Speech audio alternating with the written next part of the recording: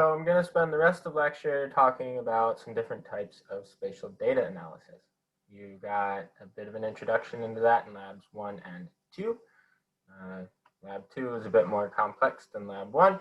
Lab 3 is going to be a pretty broad overview, introduction to a lot of different types of methods, so I just want to introduce them before you get into working on lab 3. I'm going to talk about a handful of different things today. Area and length operations, queries, so that's how you ask questions about attributes, for instance, proximity analysis, and then talk about some polygon overlays and a little bit about raster overlay. So area and length operations are some of the simplest operations you can do in a GIS. Basically just answering questions about the size of features or length of lines. So with raster data, raster data is just a collection of cells arranged in a grid.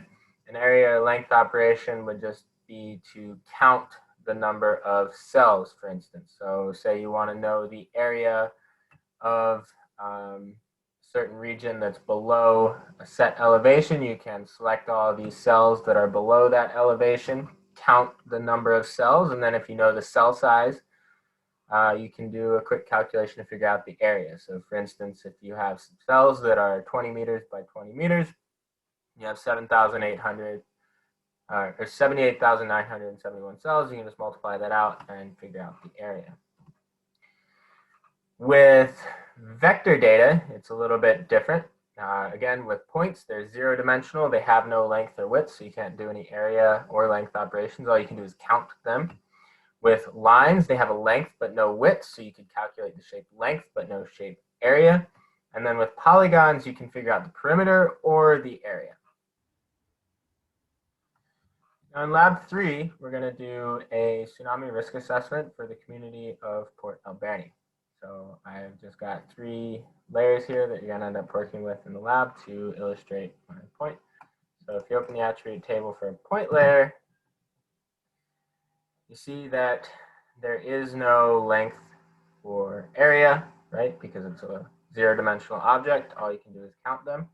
If you open the attribute table for a line layer, you can see that there is a shape length for that. So you can calculate the perimeter for this object, or the length of this object, rather. So the length of the municipal boundary, for instance. If you open the attribute table for a polygon layer, you see that there is both a shape length and a shape area. So you can select a layer or a feature within it, you can zoom to it, you can figure out, okay, the length is the total perimeter of this. So the perimeter of this property is 204 meters and the area is 2,626 square meters. Taking a step up in complexity, we can do a variety of different queries. So we can essentially ask questions of ARC if we want. So we could do spatial or non-spatial data. And essentially the point of a query is to retrieve a subset of the data to filter it based on some parameters. So for instance, I'm showing here a select by location. I'm selecting all the properties that intersect the city boundaries layer.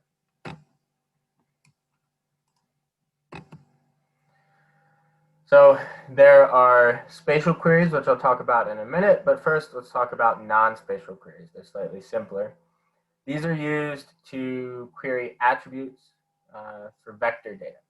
So ARC uses something called structured query language, or SQL, to do select by attributes. And you've already done some simple select by attributes, but there's pretty complex queries that you can generate. Basically, it relies on this format where you say you select from some data set where, and then you set a field name, an operator, and then a value. So where a certain column meets some condition, you select it. So the field name, again, is just what the variable is. The operator is something like equals or does not equal or is greater than, less than, things like that. And then the value or the string is the information the cells must match. So let's just walk through a really simple example here. Say you've got a table where you've got 3 columns: the name, the species, and the age. If you want to select from animals, right? Animals is the name of the table where the species equals dog, then this is the result you'll get. You want to select from animals where the age is less than or equal to 10, this is the result you'll get. Again, this would be the result of name does not equal. So there's lots of different options with SQL, and one of the powerful things we can do is combine queries using and or not statements. So if you want to select where both conditions are met, you can use and.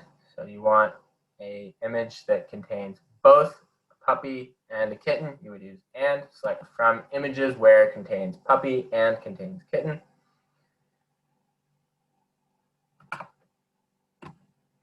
If you want either condition to be met, then you can say select from images where it contains puppy or contains kitten. It's going to select all of them.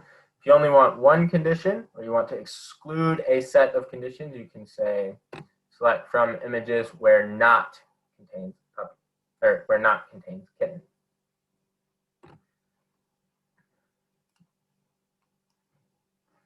You can also combine queries using parentheses to order operations, similar to the way you would with a math expression. So for instance, you can say select images that contain kittens and puppies or sheep and cows. So you can combine the and the or and the not operators in different ways. So you can select for more complex situations. Now, SQL is not the only option for querying data, both inside and outside of Arc Pro. You can use Python, for instance. It's a tool I use quite a bit myself. So this is an example from something I'm going to show you later on in the class, where I use Python to analyze incidents of police violence in Canada, for instance. So Python is another really powerful tool for working with and analyzing data, and there's an option in Arc to use Python as well. But we're not going to get into that in this course. It's a bit beyond the scope. All right, so I'm just going to walk you through a couple different selection queries, non-spatial queries. So that's where we're going to select by attributes. So I've got the properties layer here. We're going to create a new expression. So let's say that we want to select by zone code, and we want to select all the residential neighborhoods. It just so happens that 1 and 2 represent residential, so we can say select where zone code is equal to 1. Then we can add a clause, and we'd say select or zone code is equal to 2. We apply that. We end up with all the residential properties in Port Alberni. Now, a key point here is that you can't select with an and here. You apply this, it's not going to work, right? None of them are selected because of the rule where with tabular data, you can only have one value per column. So you can't select where zone code equals 1 and zone code equals 2 because there are no instances where zone code equals 1 and zone code equals 2. So the OR operator can be used to select within columns, but it cannot be used, or it can be used to like select multiple conditions for the same column, but it can't be used, within one column to select for multiple values in the same cell. Now what you can use the AND operator for, say you want to select all the single family residential, that's number 1, where the shape area is greater than, say, 1,000 square meters. You can do that, so you can say we want it to meet this condition and this condition because they're in separate columns, right?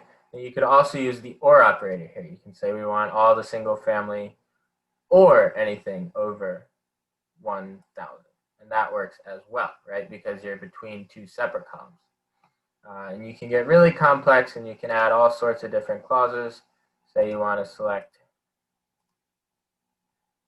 where the street name is equal to a certain thing, you can string together any number of different subsets of queries if you want. Or you want to say the shape area is greater than 1,000, but it is also less than 5,000.